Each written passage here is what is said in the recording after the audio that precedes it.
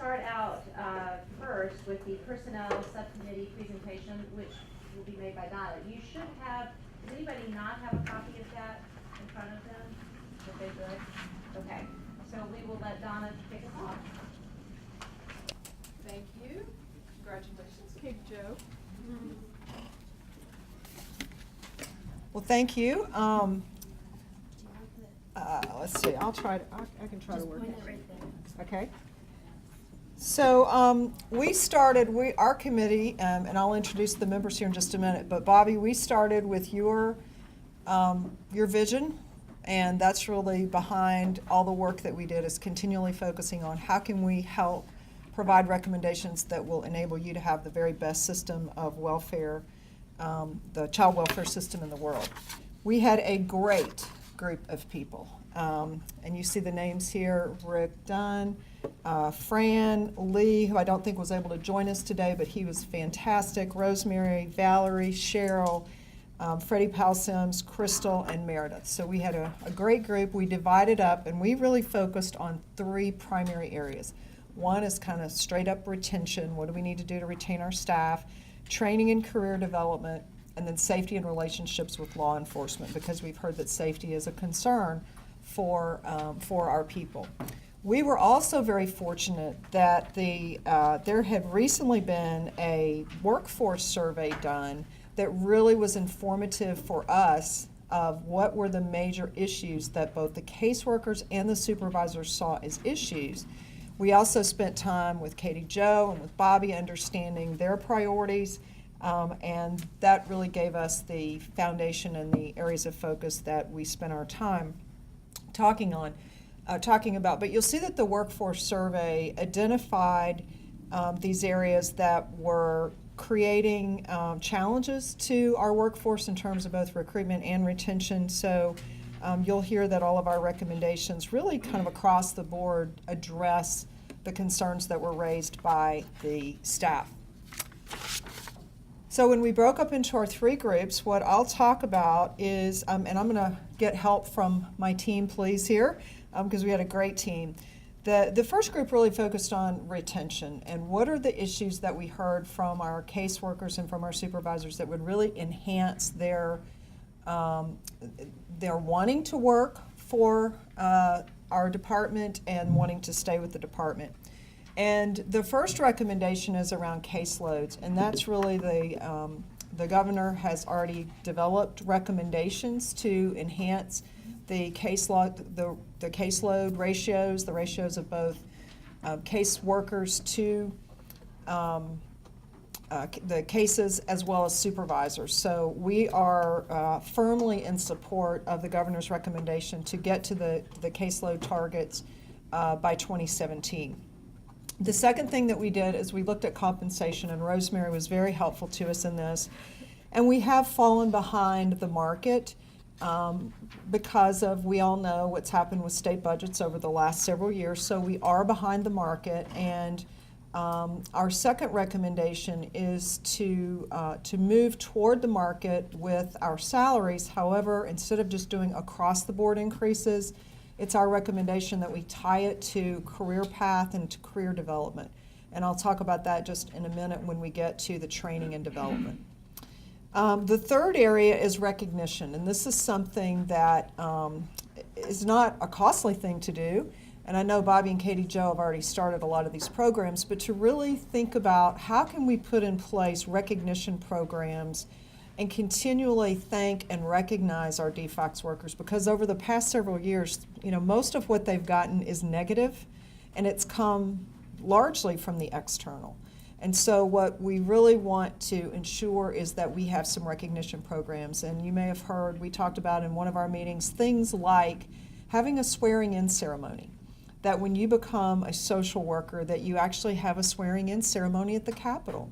And that we really continually accentuate the importance of these jobs, how honorable these jobs are, and that we do everything that we can to keep them lifted up in terms of they're hard jobs to do. And we have some incredibly talented people who really work hard in DFACS. So really looking at ways to recognize our staff.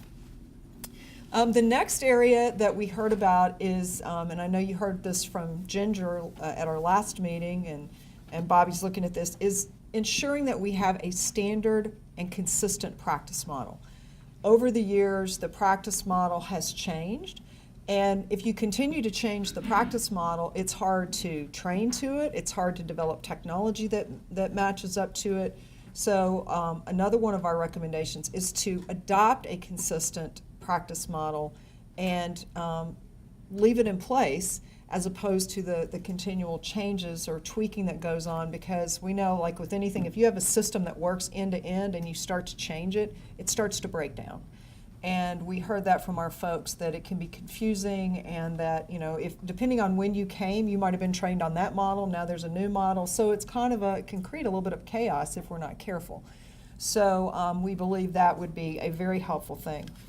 The next recommendation is we have been fortunate to have a team of Georgia Tech experts, lean experts, who are willing and are going to come in and work with the department on some lean processing, actually looking at how, you know, experts in business processes, how can we help take away, hopefully, some of the administrative burdens that the caseworkers and the supervisors have to endure, and if we can make their jobs easier in any way, in terms of paperwork processing, steps, etc., that will help them in terms of being able to get their jobs done. One of the things we heard about when we interviewed some of the caseworkers is that, you know, as we've put in some of these new systems and computer systems, it's taken more time away from them being able to spend on the front line, because they have so much more paperwork and so much more work that they have to do. And working in a hospital, I'm very familiar with that and know how important it is to try to get more and more time. In our situation, it's nurses,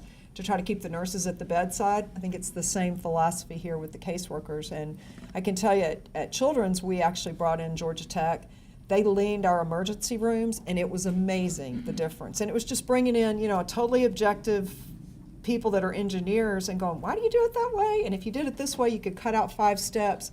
And I'll tell you, our emergency rooms would tell you it's the best thing that ever happened. And it reduced our turnaround time significantly. It reduced our supply cost. I mean, it just had all kinds of great ramifications. So we're thankful to Georgia Tech for agreeing to do that. The next area is technology. We heard that the SHINE system is not a reliable system, so that causes a lot of extra work for the folks.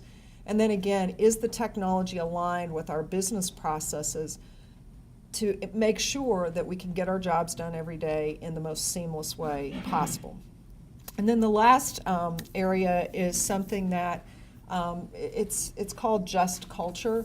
And it really gets back to, how do we create a culture within our caseworkers and our supervisors where they feel that they can be open, they feel that that if something happens, that the first thing that's going to happen isn't that they get automatically fired, and that they really are given the opportunity to have a different environment, and that it's, you know, it's kind of the innocent until proven guilty. And that's a culture change that we think would be very helpful in the department, so that people can feel more confident in doing their jobs. And they're dealing with really tough situations. And a lot of times these caseworkers, you know, they're the ones that get blamed. And I mean, if any of us were trying to deal with some of the situations that these caseworkers are, I think we would all be, I mean, all of us would feel bad about even what they have to deal with. So that's something, it's a program that you know, we could implement, I think, within the department without a lot of cost. So those are some of the main areas around retention. I think the first 3 are the ones that, if you said to the folks, if you could fix something, if you could fix 3 things, I think if we could address those 3, it would have just tremendous impact on the division. And if we could work on some of these other ones, then we could really help meet Bobby's goal. The next area is around training and career development. And there was a big team that worked on this, so I would welcome any of them to comment.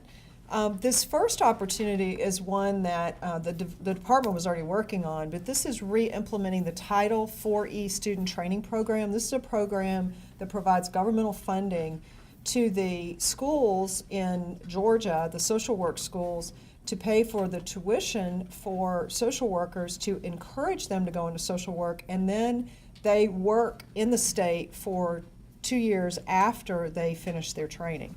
And this is a program that's largely funded by the federal government. It's available. Georgia had this program previously and I think lost it a couple of years ago. So this is one that is already being worked on by the department, but we really encourage this. And I know Cheryl has a lot of experience with this and was a very strong advocate for the importance of this program because is it 11 schools? There's 11 schools of social work, state funded as well as 2 are private funded. Clark Atlanta and Thomas College have a BSW, and Clark Atlanta has a BSW and MSW. The other are part of our system college, university system of Georgia, offering the bachelor's and several offering bachelor's and master's. It was a very successful program, and as Lee shared, it was primarily some challenges around the budget alignment with federal regulations, and it was, it's one that has been requested back. And it really works. It takes workers who have been in the system, who don't have their degrees, an opportunity to go and get their degrees. And I think we have the largest number of MSWs in the system now because of the Title IV-E program. So that was one of the major benefits. So it would allow that opportunity to do BSW or MSW. So our existing workforce can go and enroll in a school of social work and get funded, or there are already social work students who come in and say that their area is child and family or children, mental health, or whatever they say, and they have the opportunity to say, would you be willing to do Title IV-E and commit to working in CPS? And that would be the opportunity. There's been a high demand for it back. All of the schools of social work are interested in it, and there has really been no downside. There was no negative impact. It was all positive workforce. Many of those persons are still working.